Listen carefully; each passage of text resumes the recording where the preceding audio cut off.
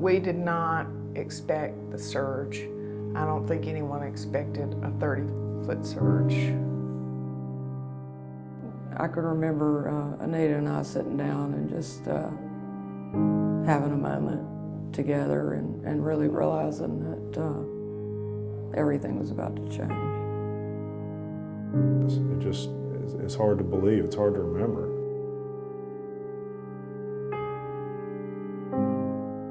We knew it was going to be a big storm. We'd been watching it all week. Got a call from Stan saying we were going to have a newsroom meeting that afternoon and everybody needed to be there, that the storm was a big deal. Stan Tyner decided he was going to send a skeleton crew to Columbus, Georgia, just in case we had to print over there. He didn't think we really would. He's fully expected that we'd be printing in Gulfport.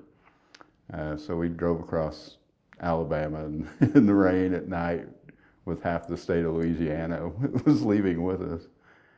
If you leave the coast, you can't get back to report once the hurricane is hit and knocked trees and power lines down. So it was essential to have people here. So I spent the night in the newsroom with 3 other reporters. Just that sound of the wind, it's pretty much indescribable, but it's continuous. It doesn't stop.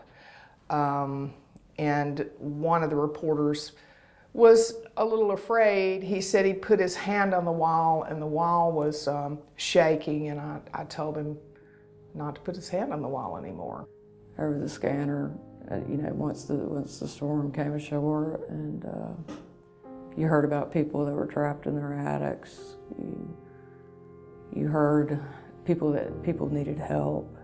We had a photographer here from Tallahassee. He was freelancing for Reuters, and he was from Florida. He had freelanced many storms. His name was Mark Wallhauser.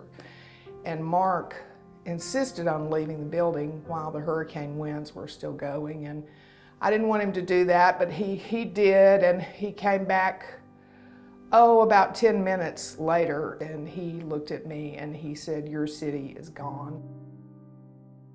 We were following Don Hammock's blog. He was blogging from the emergency center in Gulfport, and he was doing a great job. So we were compiling that sort of just in case, we know we got this much, and we were not able to get a hold of anyone in the newsroom. There was just no phone service. And as the storm, I guess, passed through, we started being able to occasionally reach people. We got a photo in. I don't even remember how that happened, but that was the photo of the McDonald's, and it starts setting in early that the coast is never going to be like the coast that you knew.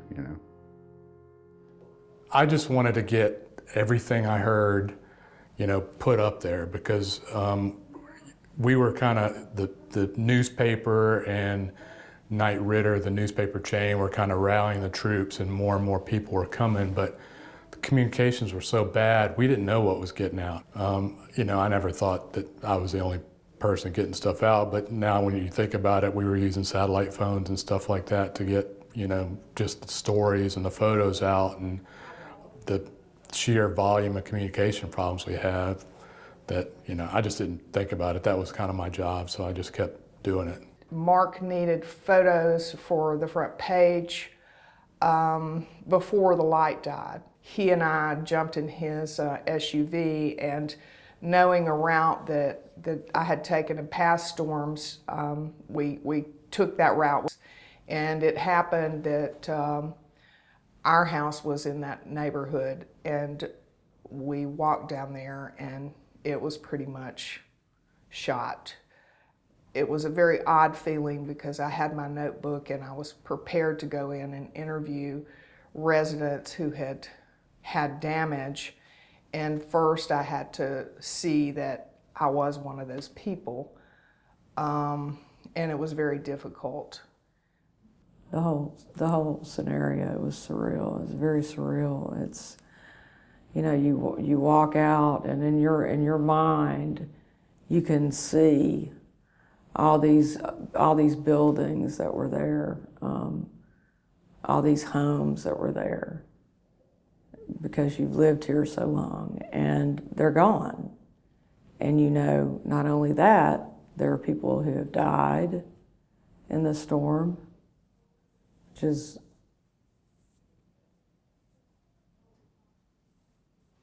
just tragic. But you had a job to do, so you had to get up and you had to go out and you had to try and tell the story so that people knew what had happened and knew where to go to get for resources, where to go for help. It's not like we chose to do this or have it thrust on us or whatever. I always say, doing that was something I'll always be proud of, but I wish we never had to do it just because all the bad stories that we had to tell and, all the pain and suffering that went along with it. But I think it's just the nature of newspapers and the people who work in newspapers is, people want to tell stories. I think that it was a Herculean effort for a newspaper that is considered a small daily in terms of the industry, and we came in and we hit it out of the park. I think one of the aspects of it that we take some pride in is that we never missed a day of publication. We had sent a team of reporters and editors up to our sister paper. We had one satellite phone to transmit pictures and text to Georgia, and they put together an 8-page paper the first day that had the headline, "Our Tsunami," which was a quote from Biloxi Mayor A.J. Holloway.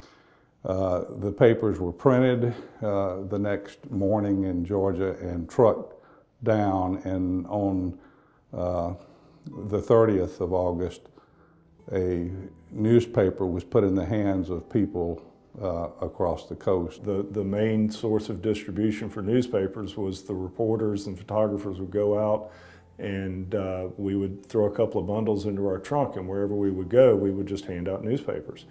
And one time I remember pulling up to a parking lot with, there was a long line of people who were waiting for ice and water, and people were leaving the line, leaving that line that they had been standing in for hours to come get a newspaper from us.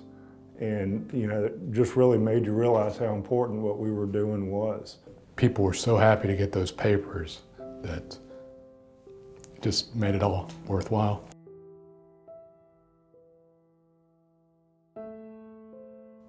As a photojournalist, it was, without a doubt the biggest story I hope I will ever have to cover. And I think there's a certain amount of pride there, but there's a lot of memories. I mean, I can look at a photograph and go, "Oh, I remember that day." You see the eyes of the people that you photographed, and you remember that. It was tough. Sometimes we hide behind the camera, but there was a lot of times you just put the camera down and you stopped working and gave somebody a hug or cried with them or whatever. It was really the connection to the community and the knowledge of the community and being a part of it, I think that made this really belong to the bigger community and the region and the people. To this day, I drive home, and when I turn onto my street, I can see my neighbor's home, I can see all of my neighbor's home, and I can see mine. They're not there, but they're still there in my head. And I think, probably for a lot of people, that they can still see those images of what was there, what life was before this, before Katrina. I'm not sure those images will ever go away. I'm not sure they will.